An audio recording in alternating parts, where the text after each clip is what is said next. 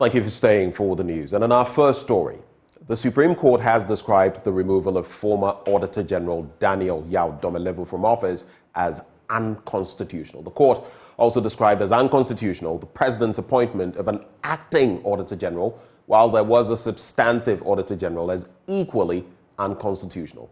Legal Affairs correspondent Joseph Akakpo now reports. The Auditor General was probing key government contracts when he was asked to proceed on leave. This included a controversial Kroll and Associates contract involving the senior minister. Yoko should go to PP and find out why did they ratify it. I don't see why they are on the back of my staff. For the past 2 or 3 weeks, they've invited my deputies and several officers. I think it's one of the intimidating principles or approaches being used. But then I want to assure them that they can come and jail me. We will not stop doing what we are doing. I've said it time and again that I don't fear any attack on my office. And I'm not alone anyway. Let me share with you for you to know that it is usually the fate of auditors general. I have a cartoon from the Auditor General in Kenya where he's sitting on his seat and people are cutting so to remove him, and they say they can't figure out how to do this. I have several other examples where I don't want to mention the name of this, but the president has almost put a ban on the Auditor General because the Auditor General is exposing him too much. In another African country? Another African country. So it is all over. The independence of the Auditor General. Mr. Domelevo insisted the directive was unlawful. The presidency further extended the leave from 123 days to 167. This effectively meant the Auditor General was never coming back, since by the time the days elapsed, he would have been due for retirement. 9 civil society organizations, including the CDD Ghana, took the matter to the Supreme Court. They contended that the directives were unlawful since the president does not have the power to exercise such disciplinary control over independent bodies. The Apex Court agreed with this view. In a unanimous decision, it described as unconstitutional the directive from the presidency that asked Mr. Domelevo to proceed on leave. The court also said it was unconstitutional for the president to appoint an acting Auditor General while there was a substantive Auditor General. It, however, opted not to issue any other orders since the Auditor General had already proceeded on leave and retired.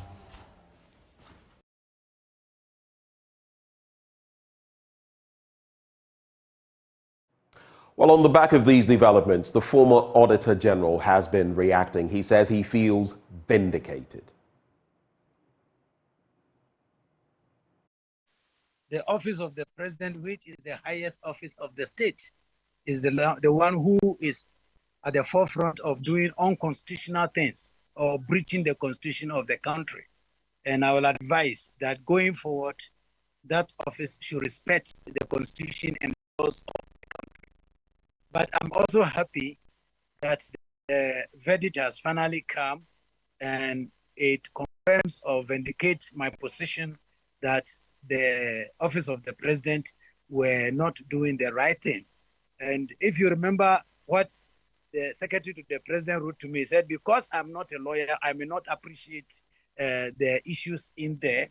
I'm very happy that the highest law enforcement body or the Supreme Court of the state have taken the same position as the view that I held. I am happy with that. But thirdly, which is my biggest satisfaction, is the fact that my view is that going forward, never again will the sitting president or an incoming president decide to visit such unconstitutional behavior on any office, independent office holder or Auditor General so duly appointed. Moving away now from that story, 2 people have been arrested for disposing of food waste into the Kwale Lagoon. Both persons have wooden shafts close to the lagoon, creating a unique setup where they prepare food under poor sanitary conditions. Head of the Accra Metropolitan Assembly sanitation team, Florence Kuchi, indicated that the team would not relent in their bid to keep Accra clean. Prince Osuanta reports. It's been exactly a week since the Accra Metropolitan Assembly sanitation team visited the Kwame Nkrumah overpass to drive homeless street dwellers away.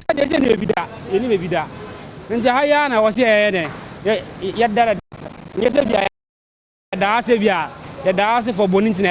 the AMA officials left, some of these persons returned.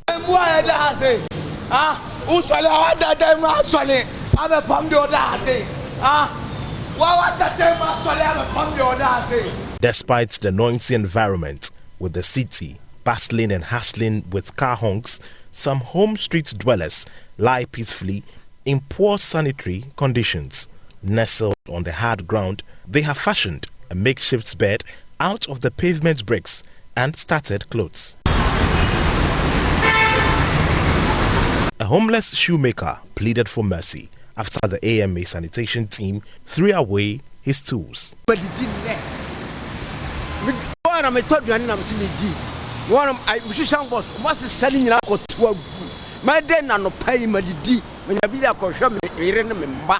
Some homeless street dwellers have also made wooden shafts on the edge of the Korle Lagoon at Accra. These makeshift shelters serve as cooking spaces situated in close proximity to a public washroom, preparing and selling food to the public in those unsanitary conditions. All the dust is going inside.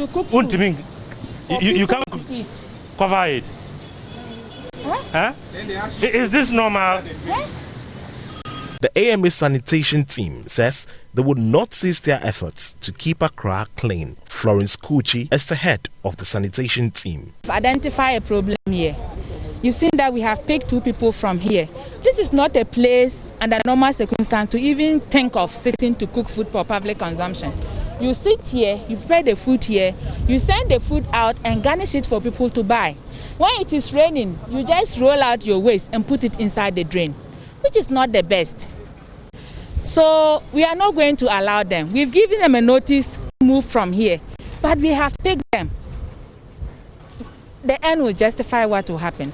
She also emphasized the need for governments to provide rehabilitation centers for homeless individuals on the street. When we send them to court and they remand them, how long would they live there? Because they need a rehabilitation center. If we have a national or a state rehabilitation center, we will be able to send these people in there. They will be rehabilitated and then go back to their homes and become useful people for their people. This, she says, will bring a lasting solution to the issue of homelessness in the capital. A report by Prince Uswansa, read to you.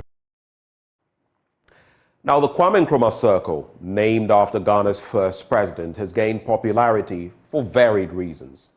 From being a hub of selling stolen phones, swindling pedestrians, and prostitution, Nkrumah Circle stands tall. These activities, many believe, are in sharp contrast with what Kwame Nkrumah stood for. Joy Prime's Shola Adeyemi and Joan Nyame have more in the following report.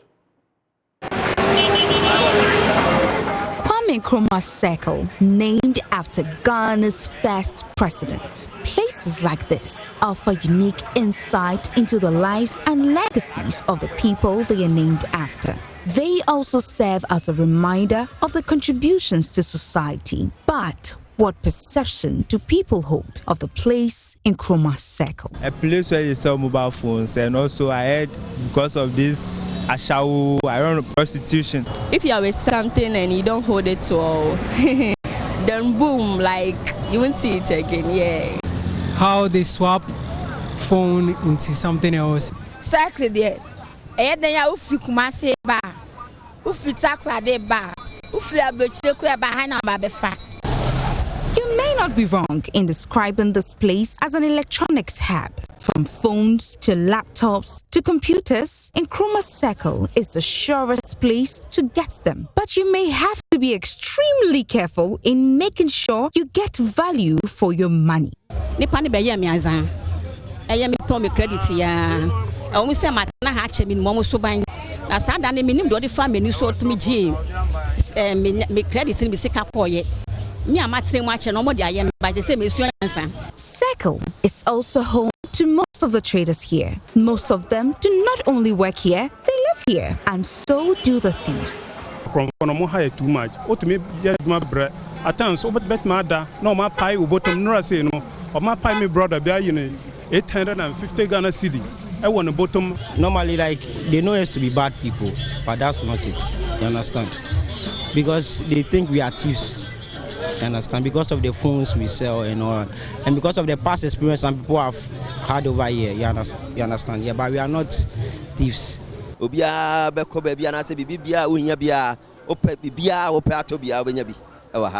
Kwame Nkrumah is the epitome of political excellence. He is the torchbearer of Africa's liberation battles. But the crime, petty thievery, congestion, and all the tax associated with Circle and its tiptoe links are a dark reflection of what Kwame Nkrumah really stood for. And yet, I shall phone in Tinebe Sisa, a dino. Was Musisana, Obu Hoya Ho. Obeba osi o matese si secretary Kwame Nkrumah betena hana say the secretary bi to Kwame Nkrumah na we then na wo ka che ni panel so hu so ana na ye secretary no tenye san microphone say be ye de ye besesa e ya Kwame Nkrumah din na fi secretary de say bia ni din na da so ache na ye hwese e bia ye current person bi so e din de atoso de a fine ono aye bi aboa secretary ama ye tumi ehuni ma bebre so enti e bia na ye be kai ye papa so John Mahama ne obe ye ma ye na I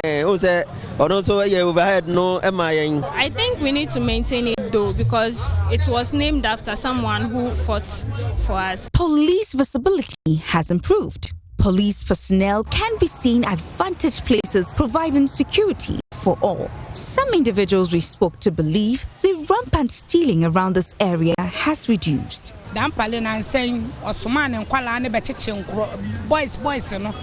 Enti amakro no semu na susu kakra ene first what ya obe no matwumo bi phone no mu didi mirika ena moto ya o ma be park wa hen ene o mu dwane a o mu gi obi phone no mu di dwane a moto fo nsu timi chensi wo eye a police fo anketo o timi chensi wo e mo ko gi moto ni ayi phone ne ba akromfo na do so adodo yewu adam pale na nsem o mu di police fo be gum The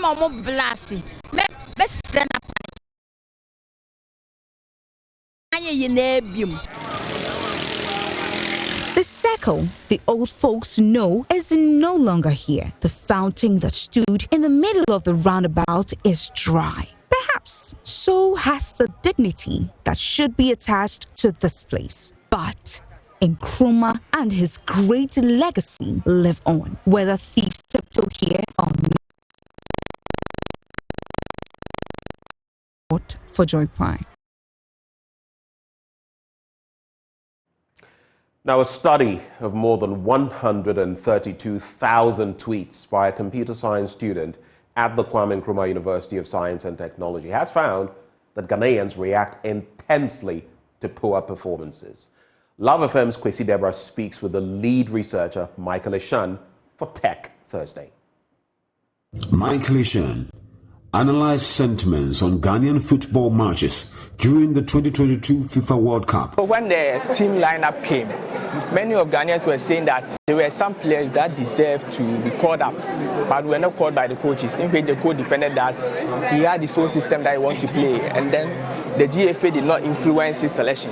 So due to these controversies, he decided to kind of gather tweets during the football to actually see the performance or how Ghanaians will react to the performance of these players. So that was the aim or what motivated us to conduct this research. So first, I created a Twitter developers account to generate API keys in which I can use in streaming the tweets. So we got 132,000 tweets, approximately. The actual number is 132,115. And then we realized that most of the tweets, some of the tweets were retweets and also duplicate tweets. And then we kind of filtered those tweets out, the noise in the tweets. And we actually got 115,000, approximately 115,000 tweets. We actually used three tools, the test blob, Veda, and then Roberta. Realized that in Roberta, although all the tweets mostly contained neutral sentiment, neutral in such a way that because most of the tweets were just players' names, some of them were just listing players' names. But in general, we realized that most of the tweets were positive. We realized that Ghanaians really kind of react to negative, more to negative performance or to poor performance. They kind of react very intense compared to positive or good performance. Sorry for the breakers. So what you realize is when you collected the data sets on the first match, you realize that we had, let's say they recorded the second highest rate. In that match we lost, but we recorded the second one. So we were expecting negative sentiment, right? And in that second match we won. And the tweets were supposed to be positive because we won. But in that match day, we recorded the least. Reporting for Joy News, Kwesi. Let's talk health now. And hundreds of patients with eye-related problems in the Bono East Enclave have received eye care and free cataract surgeries provided by the management of the Techiman Holy Family Hospital. Management of the facility says this is part of efforts to restore the sight of the less privileged in society. Anas Abid has more. Ajua Grace, a native of Wela, is one of hundreds of poor, needy eye patients, most of whom are from backward communities, provided with free eye treatment services by the Holy Family Hospital. She tells me that she lost her sight several years back after the loss of her husband. I was quite young when I lost my husband. I cried a lot and had my eyes filled with tears. And after the funeral, I lost my sight. Today, Grace has regained her sight after the surgery. The facility picked me up from my village, and after the surgery, I have finally regained my sight. Thank you so much.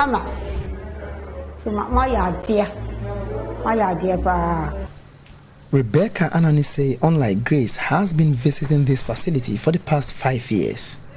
She says the eye surgery has helped improve her sight, which was partially lost some years back. I was a teacher. I'm now a retired educational staff. But in course of my teaching, doing the readings and others, I could not see well as I was supposed to see.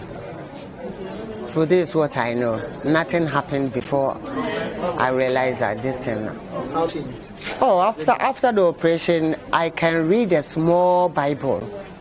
But formerly, even with the bigger one, I could not see the words.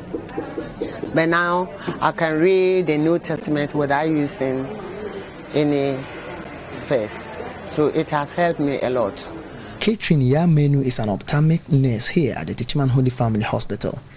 They started bringing cases from Monday, and we are doing the operation. So far, we have operated about 150 eyes. Today, we will continue. These are the people waiting for the operation. So after this program, we are going straight to the theater to do the cataract operation. Catherine attributes several factors to the rise in cataract cases at the facility, and this includes poor nutrition, economic challenges, and long exposure to sun radiations. The foods we eat, carbohydrates is the majority or the greater parts. You know, the eye needs protein, vitamins, minerals to develop. And then apart from the food we eat that is causing the problem, the sun rays also is causing a lot of problem. The sun is too hot for the eye itself. So people are developing cataracts, even the pterygiums and other things. So it's causing eye problem for us, the weather, our environment, the dirty environment, and then poor nutrition also can cause.